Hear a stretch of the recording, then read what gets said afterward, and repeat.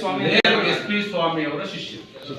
S ಇದರಲ್ಲಿ ಹುಡುಗ ನಮ್ಮ ಕೇಳಿ ಸರ್, ಅವನು ಸ್ವಂತ ರಿಲೀಸ್ ಮಾಡಿ ಸರ್. ನಮ್ಮ ಉನ್ಮೇಶ್ ಅವರು ಮಗ ಆಗಬೇಕು, ನನಗೆ ಮಗ ಆಗಬೇಕು. ಅವನೇ ಗಾಡಿನಲ್ಲಿ ನಾವು ಪ್ರವಾಸಿ ಮಂದಿರದಲ್ಲಿ ನಿಂತಿದ್ದೀವಿ. ಅವನದೇ ಗಾಡಿನಲ್ಲಿ 2-3 ಬಂಡು ಕೇಸರಿ ಶಾಲು 10-15 ಬಾಟ್ಲು ತುಂಬ ಬಂದು ಕೇಳಿ ಹಿಡ್ಕೊಂಡು ಕೇಳಿದ್ವಿ.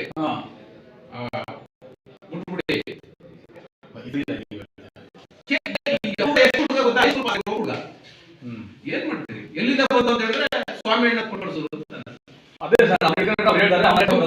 ಕೊಡ್ತೀವಿ. ಈಗ ನೋಡಿ ಎಲ್ಲಾ ಅಂಶಗಳನ್ನು ಇಟ್ಕೊಂಡು ಮದ್ದೂರಿನಲ್ಲಿ ಶಾಂತಿ ಸೌಹಾರ್ದ ಸಭೆಗಳನ್ನು ನಡೆಸ್ತೀವಿ. ಈ ಅಂಶಗಳನ್ನೆಲ್ಲವೂ ನಾವು ಹೇಳ್ತೀವಿ, ದಾಖಲೆ ಸಮೇತ ಮಾಡಿ. ನಮ್ಗಿರುವುದೇನು, ಬೆಂಕಿ ಹಚ್ಚುದು, ಹತ್ಕೊಂಡಿರೋ ಬೆಂಕಿಗೆ ಅರ್ಧ ಲೀಟರ್ ಪೆಟ್ರೋಲ್ ಹಾಕಿ ಅದನ್ನ ದಿಗ್ಗಂತ ಉಳಿಸೋದು ಬಹಳ ಸುಲಭ. ಆದ್ರೆ ಬೆಂಕಿನ ಆರಿಸೋದು ಬಹಳ ಕಷ್ಟ. 100% ಪೂರ್ವ ಯೋಜಿತ.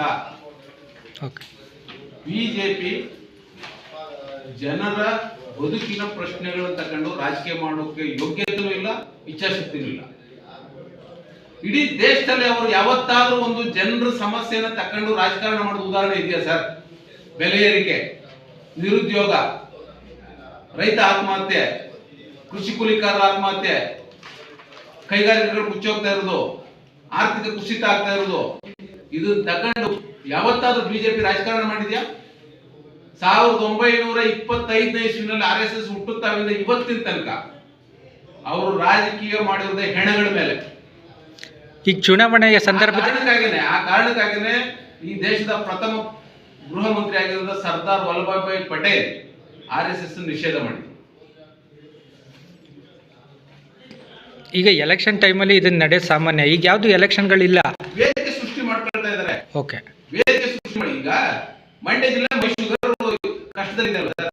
ಎಷ್ಟು ದಿನ ಮಾಡಿದ್ದಾರೆ ಬಿಜೆಪಿಯವರು? ಮೈಶುಗರ್ ಅಲ್ಲಿ ಸಾವಿರಾರು ಜನರು ಪ್ರಾಣ ಹೋಗ್ತಾ ಇದ್ದಾರೆ, ನೆಟ್ಟಿಗೆ ನಡೀತಾನೆ. ಅದ್ರ ಬಗ್ಗೆ ಒಂದಿನ ಮಾತಾಡಲಿಲ್ಲ. ಅಲ್ಲಿ ಯಾರೋ ಕಲ್ಲು ಹೊಡೆದ್ರು ಅಂತ ಹೇಳಿ 1000 ಜನ ಸೇರಿಸ್ತಾರೆ. ಕಲ್ಲು ಹೊಡೆದಿರೋ ಕ್ರಿಮಿನಲ್ ಎಲಿಮೆಂಟ್ಸ್. ಕಲ್ಲು ಹೊಡೆದವ್ರ ಮೇಲೆ ಕ್ರಮ ತಗೋಬೇಕಾಗಿರೋದು ಯಾರು? ಪೊಲೀಸ್ ಅಲ್ವಾ ಸರ್?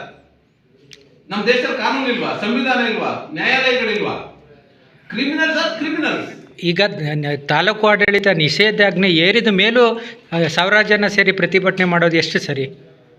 ಅಲ್ಲ, ಈಗ ಕಾನೂನಿನ ಬಗ್ಗೆ, ಸಂವಿಧಾನದ ಬಗ್ಗೆ ಬಿಜೆಪಿಗೆ ಒಂದು ನಯಾ ಪೈಸೆಯ ಗೌರವ ಇಲ್ಲ. 144 ಸೆಕ್ಷನ್ ಹಾಕಿದ ಮೇಲೂ ಅವ್ರು ಸಾವಿರಾರು ಜನ ಸೇರ್ತಾರೆ ಅಂತ ಹೇಳಿದ್ರೆ ಪೊಲೀಸ್ನವ್ರು ಲಾಠಿ ಚಾರ್ಜ್ ಮಾಡಬೇಕು, ಇಲ್ಲ ಅರೆಸ್ಟ್ ಮಾಡಬೇಕು. ಅರೆಸ್ಟ್ ಮಾಡಿ ಲಾಠಿ ಚಾರ್ಜ್ ಮಾಡಿದ್ರೆ ಬಿಜೆಪಿ ಊಟ ಸಿಕ್ತು, ಒಳ್ಳೆ ಭೂರಿ ಭೋಜನ, ಇಡೀ ರಾಜ್ಯದಲ್ಲಿ ಅದನ್ನು ಸುದ್ದಿ ಮಾಡಬಹುದು ಅಂತ. ಮರ್ಯಾದೆ ಇರುವಂತ ಒಂದು ರಾಜಕೀಯ ಪಕ್ಷ ಆದ್ರೆ ಏನ್ ಮಾಡ್ಬೇಕು?